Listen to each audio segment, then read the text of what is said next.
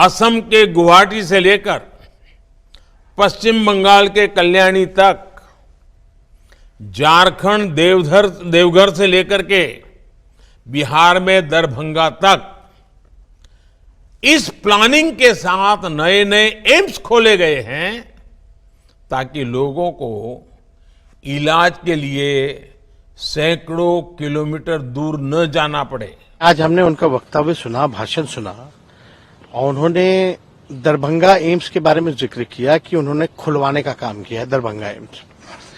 ये सरासर झूठ है और हम तो प्रधानमंत्री जी से आग्रह करते हैं कि कम से कम जानकारी ले करके कोई चीज बात क्या करें। आप इस देश के प्रधानमंत्री हैं और आपको झूठ जो है बोलना, ये शोभा जो है नहीं देता है।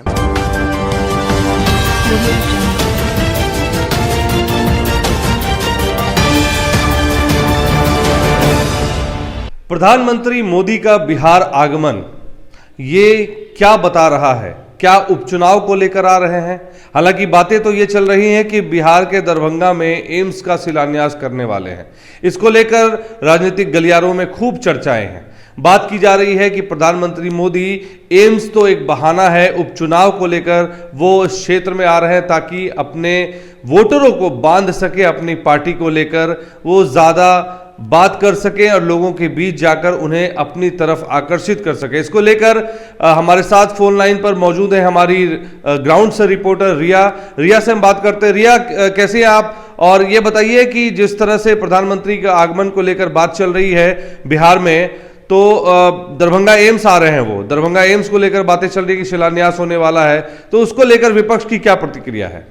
इस बात को लेकर काफी आक्रोश अभी दिख रहा है। राजद की तरफ से बयान ये आ रहा है सामने कि जिस तरीके से पीएम मोदी ने कई एक बार उन्होंने स्टेज शो से ऐलान किया था कि दरभंगा एम्स का शिलान्यास वो कर चुके हैं, लेकिन अब वो उन्होंने ट्विटर हैंडल से कई प्रतिक्रियाएं सामने आई है कि नरेंद्र मोदी बिहार के दौरे करने वाले हैं और भूमि पूजन करने जा रहे हैं, जिसको लेकर आक्रोश दिख रहा है कि आखिर वो भूमि पूजन कैसे करने आ रहे, जबकि उन्होंने पहले ही कहा था कि हम शिलान्यास कर चुके हैं। तो इससे जो राजद का रिएक्शन है वो काफी भयानक है। उन्होंने कहा है कि सबसे पहले इसका जवाब दे कि शिलान्यास हुआ था तो किस एम्स का शिलान्यास हुआ था, जिसको लेकर रिया आपसे बात करना चाहेंगे कि ये सवाल ये भी बनता है कि विपक्ष को लेकर जो प्रतिक्रिया है, भारतीय जनता पार्टी के जो नेता हैं वो क्या कुछ कह रहे हैं, उनकी तरफ से क्या बयानबाजी हो रही है? जी बिल्कुल, इस पे अभी किसी की प्रतिक्रियाएं सामने नहीं आई है। दरअसल बीजेपी के कई संगठन के घटक दलों के नेता हैं, जो वरिष्ठ नेता हैं, बिहार सरकार के पूर्व मंत्री शहनवाज हुसैन रह चुके हैं। उन्होंने कहा है कि जिस तरीके से बिहार के दौरे पे आने वाले, पहला प्रतिक्रिया शहनवाज हुसैन का था, इस पे उनका रिएक्शन था कि वो बिहार आएंगे, दरभंगा एम्स का उद्घाटन करेंगे और जो सौगात मिलने वाला पूर्णिया, चंपारण और तमाम बिहार वासियों को जो दूसरा एम्स का जो मिलने वाला है सौगात, उसको लेकर एक अलग ही खुशी दिख रहा है। लेकिन ये खुशी जाहिर नहीं की जा सकती है कि 2025 की तैयारी कहीं ना कहीं चल रही है। मोदी दौरे पे आने वाले हैं, तो हो सकता है कि ये वोट बैंक के लिए 2025 का जो है मुद्दा बनाया गया, तो जो एम्स को लेकर बातचीत चल रही है। जी, एक्सपर्ट्स, जो राजनीतिक एक्सपर्ट्स है, वो उनका कहना है कि जो प्रधानमंत्री मोदी का जो आगमन है वो बेसिकली उपचुनाव को लेकर है, एम्स तो एक बहाना है। जी बिल्कुल अभिषेक सर, मैं आपको बता दूं कि तमाम नेता का प्रतिक्रिया ये आ रहा है, राजद की तरफ से हो या भारतीय जनता पार्टी की तरफ से हो, एनडीए गठबंधन की तरफ से हो या एनडीए गठबंधन की तरफ से, दोनों तरफ से ये बात सामने आ रही है कि जो दावे हैं वो दोनों तरफ से हैं। दरअसल दावे बराबर किए जा रहे हैं। तेजस्वी भी कह रहे हैं कि 4 सीटों पर चुनाव होने, प्रतिक्रियाएं सामने आ रही है और परिणाम भी आने हैं। ऐसे में उन्होंने कहा है कि चुनाव तो हम ही जीतेंगे, लेकिन दूसरी तरफ एनडीए गठबंधन में कई घटक दलों के नेता है, जैसे उपेंद्र कुशवाहा को ले लीजिए, उन्होंने आज पटना एयरपोर्ट पर बयान दिया है कि एनडीए गठबंधन का बोलबाला चल रहा है बिहार में, तेजस्वी का कहीं भी कोई रोल नहीं है और उनका पतरा साफ है पूरी तरीके से।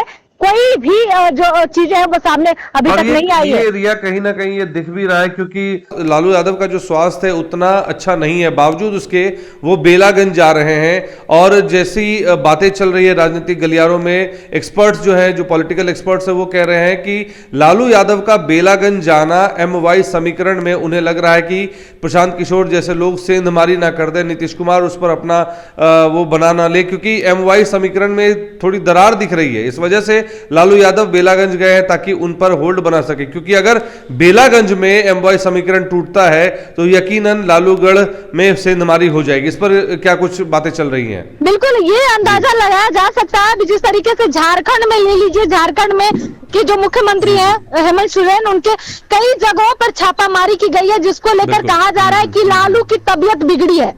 दरअसल ये अंदाजा लगाया जा सकता है कि लालू परिवार की पूरी तबीयत बिगड़ चुकी है, जिसको लेकर वो डर गए हैं और इसीलिए जनता के बीच में जा रहे हैं। क्योंकि 2025 का चुनाव काफी करीब है, तो परिणाम कहीं उल्टा ना पड़े, इसलिए ये अंदाजा लगाया जा सकता है। और ये भी कहा जा रहा है, कई नेता ने ये बयान दिया है कि झारखंड के मुख्यमंत्री और बिहार के पूर्व मुख्यमंत्री राबड़ी परिवार का जो पूरा ताल्लुकात है वो सीधा घोटालों में है। अब देखिए परिणाम आने हैं ऐसे में, अब क्या कुछ राजनीतिक में नया मोड़ आता है ये अभी देखना बाकी है। लालू यादव को लेकर जो बेलागंज की बात कर रहे हैं कि लालू यादव वहां गए हैं, एमवाई समीकरण में दरार दिख रही है। झारखंड को लेकर भी कई सारी बातें कि वहां भी चले गए वो, तो उनके स्वास्थ्य को लेकर भी लोग सवाल कर रहे हैं कि जब ऐसी स्वास्थ्य नहीं है ठीक, इस तरह का स्वास्थ्य है उनका, तो उनको ले जाने का मतलब यही है कि उन्हें डर लग रहा है कि एमवाई समीकरण में सेंध हो जाएगी। तो ये जो चुनावी समीकरण है, क्या लग रहा है राजनीतिक गलियारों में इस बात की कोई हलचल है? बिल्कुल, अभी जिस तरीके से बीजेपी को आप देख लीजिए, बीजेपी कहती है कट्टर हिंदू के साथ है, गिरिराज सिंह भी कट्टर हिंदू बोलते हैं, तो कहीं ना कहीं इसका फायदा तेजस्वी यादव जरूर उठा रहे हैं, क्योंकि उन्हें पता है कि जो मुस्लिम का वोट बैंक है वो सीधा राजद को ही मिलने वाला है, जिसको लेकर बेलागंज वो उन्होंने जगह चुना है कि बेलागंज में जो मुस्लिम समुदाय के लोग हैं वो राजद का सपोर्ट करेंगे।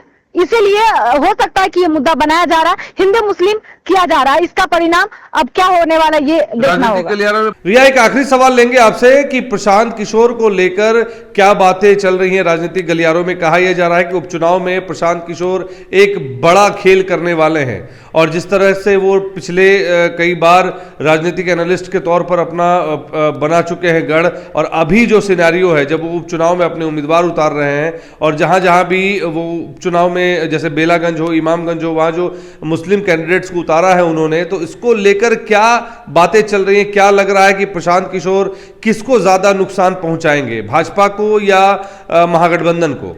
इसका सीधा तरीके से हम दोनों तरफ से हम बातचीत जब कर रहे थे तो ये सामने आता है कि प्रशांत किशोर अभी पक्का नहीं कच्चा खिलाड़ी है, मैदान में अभी अभी आए हैं, तो उनको भी राजनीतिक सीखने में टाइम लगेगा।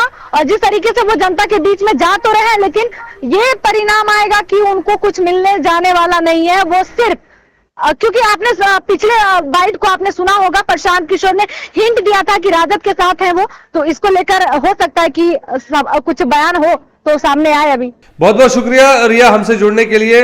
तो देखा आपने कि बेलागंज उपचुनाव हो और एम्स का जो शिलान्यास है, ये दोनों ही जो है भाजपा के लिए अभी एक ऐसा मुद्दा है जिसको लेकर प्रधानमंत्री मोदी आ रहे हैं, और राजनीतिक गलियारों में अभी से उनके आने की चर्चा शुरू हो गई है। हालांकि कई लोग, विपक्ष जो सवाल उठा रहा है कि जब एम्स का शिलान्यास, ट्विटर हैंडल पे भी उन्होंने डाला कि हम शिलान्यास करने आ रहे हैं, लेकिन इससे पहले भी कई दावे किए गए कि दरभंगा एम्स में जो है पहले भी दरभंगा एम्स की शिलान्यास हो चुकी थी, वहां पर जमीन ली जा चुकी थी, वहां बनना शुरू हो गया था। इन सारे बातों पर अब सवालिया निशान खड़े हो गए हैं। विपक्ष इसी को लेकर हमलावर है, और वो बार बार एक ही बात को कह रहा है कि जब इससे पहले अनाउंसमेंट हो गई थी तो फिर प्रधानमंत्री मोदी आ किस लिए रहे, इतने दिनों तक बिहार के लोगों को ठगा क्यों? ये बातें चल रही हैं। बाकी ये तमाम खबरों के लिए बने रहे BMW न्यूज बिहार के साथ। मैं हूं आपका होस्ट कुमार अभिषेक। धन्यवाद। तमसोमा ज्योतिर्गमय गुरुकुल शिक्षा मंदिर संस्थान के साथ बनाए अपना भविष्य। रेगुलर और प्रोफेशनल कोर्सेज, सेकेंडरी और senior secondary courses, law, teachers training courses, pharmacy and nursing के साथ पैरामेडिकल में डायरेक्ट एडमिशन पाए। वेबसाइट विजिट करें या दिए गए नंबर पर कॉल करें। हमारा पता है गुरुकुल शिक्षा मंदिर संस्थान, कल्याण चौक, DS कॉलेज रोड, कटिहार। हमारा वीडियो अगर आपको अच्छा लगा हो तो आप हमारे वीडियो को लाइक करें, शेयर करें और हमारे चैनल को सब्सक्राइब जरूर करें।